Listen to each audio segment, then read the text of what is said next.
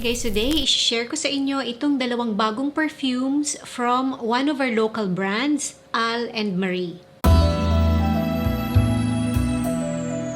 So, sino sa inyo yung nakatry nung Al and Marie na perfumes na ni-review ko before? I will link the video here nung unang dalawang perfumes na nilabas nila. Today, i-share ko sa inyo itong bagong release nila na dalawang perfumes ulit. And sobrang happy ko at na-try ko tong dalawang perfumes. So, eto yung box. Pakita ko muna sa inyo. Ganito yung box niya and nakalagay sa likod sa sticker kung ano yung perfume na laman niya. So, eto yung dalawang bottles. This is Incarno and Corpus. So, basahin ko yung notes ko guys para hindi tayo malito. Unahin ko muna tong Corpus. Ang bango nito guys. So, etong Corpus, sabi dito, capturing the essence of childhood in Manila. This delightful blend of bright fruits, airy florals, and light-hearted woods linger into a captivatingly fresh, creamy, and nostalgic trip back to innocence, laughter, and love. Ilalagay ko dito yung notes nitong Corpus. So, sa initial na spray, beautiful, soft, sweet, and floral, powdery, amoy bagong ligo na ang bango-bango na baby. Sa initial spray to guys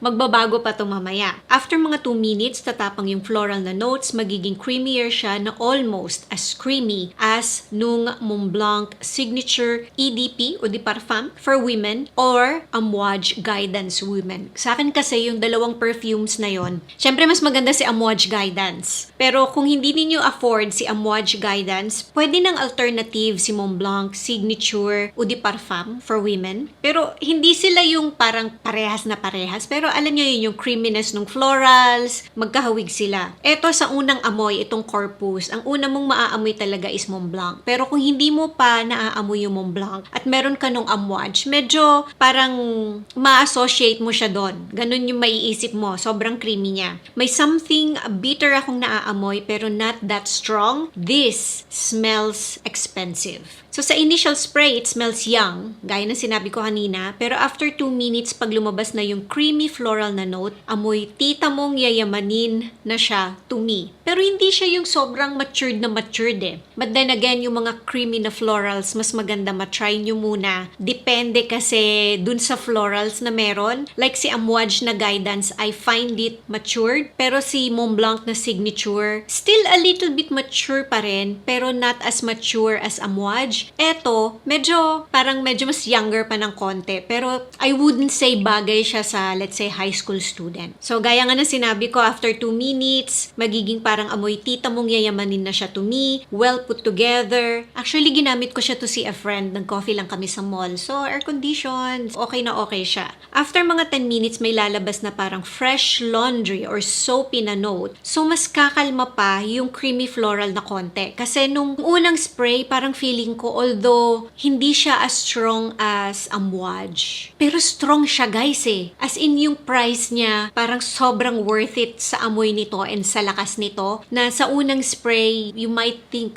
next time, iko-control ko na yung spray ko kasi medyo malakas siya. Pero eventually, pag tumagal, medyo kakalma naman siya. So ayun nga, kakalma si creamy floral ng konti and then magiging parang fresh and clean na floral na siya. Pero may skin mask din ito guys. May slight powderiness na din siya sa dry down. The whole time nagamit ko siya, even nung inamoy ko yung damit na nasuot ko that day, nasa isip ko is amoy Montblanc nga siya na Signature or Amouage Guidance na mas wearable. Para siyang variant na talagang tinimpla. I don't know kung sinadya nila guys or this is an accident na bagay siya sa weather natin sa Pilipinas. Kung meron kayo ng Amouage or yung Signature Montblanc. Although si Montblanc Signature kasi mas sabihin na natin mas madali pa rin gamitin siya compared kay Amouage. Nalilito na ako guys. Pero etong Corpus as in parang all year round pwede siya na variant or parang version nung dalawa. Mas binagay siya sa Philippine weather kumbaga. Malakas siya gaya na sinabi ko kanina. And gamit ko siya ng mga 6 hours and amoy ko pa siya until bago ako maligo. Actually yung damit na suot ko nung ginamit ko tong perfume, nung lalabas nalalabahan ko na siya, naaamoy ko pa yung perfume. And pag naglalaba ako guys, gumagamit ako ng laundry sanitizer kasi pangtanggal siya ng amoy, and also baking soda para talagang clean yung scent niya. Ang kapit niya guys, nalabahan na yung damit, naaamoy ko pa siya. Actually, kailangan ko pang labahan ulit kasi naaamoy ko pa yung perfume. Ganon kasulit itong Corpus. And ang bango niya talaga guys. Sobrang yung quality nung amoy. Hindi sa hinahype ko to guys ha. Sa experience ko lang, yung presyo niya guys dun sa quality ng perfume, sobrang high quality siya to me. Okay, dito naman tayo sa Incarno. So, sabi dito, evoking a gentle strength and a poised confidence. This sophisticated blend of citruses, aromatics, and soft woods opens luxuriously zesty and slightly deep, then unfolds into a distinctive, smooth, and polished finish. Again, ilalagay ko dito yung notes nitong Incarno. So this one, even dito sa bottle, aquatic na aquatic yung dating niya. Ang naiisip ko sa kanya actually is beach.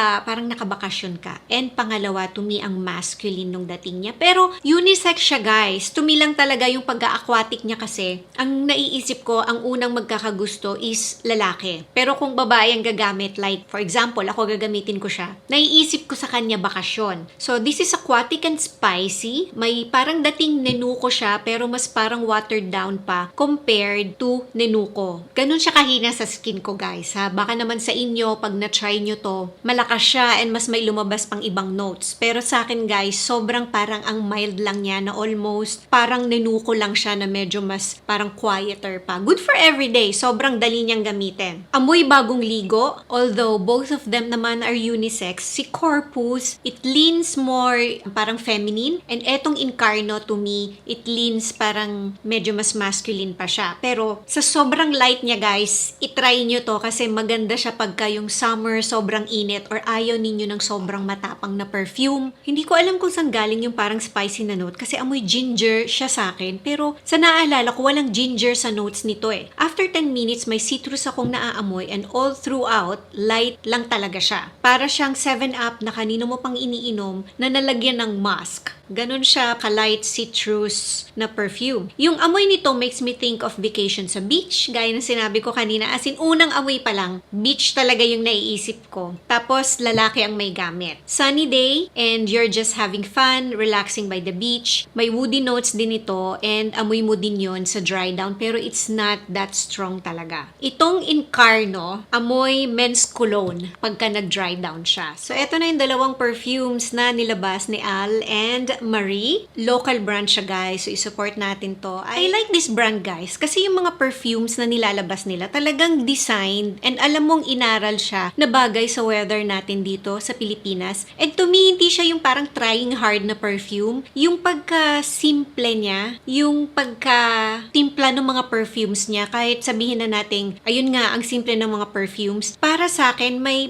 touch of elegance siya guys kasi hindi siya screechy, hindi siya yung parang masyadong nanununtok sa ilong. And some people might find it parang sobrang calm lang or sobrang simple. Pero etong Corpus, to me, it's not simple guys ha. Pero marami kasi sa atin dito sa Pilipinas, maraming Pilipino, actually mas gusto yung mga simpleng perfumes lang na hindi ka makaka-offend, hindi ka mahihilo, and sakto lang yung presyo. Thank you David for letting me experience itong dalawang bagong perfumes ninyo. So ililink ko below kung saan ninyo ma-order tong perfumes, lalo na magpapasko. Kung gusto ninyo ng regalo sa sarili ninyo or regalo ninyo sa loved ones, i-check out din ninyo yung dalawang naunang perfumes nila. Pero kung meron na kayo nun, i-try din ninyo itong dalawang perfumes, itong Incarno and itong Corpus. So ayan na guys, I hope nag-enjoy kayo dito sa dalawang perfumes na shinare ko sa inyo from Al and Marie na brand. Thank you for watching and see you again on my next video. Bye!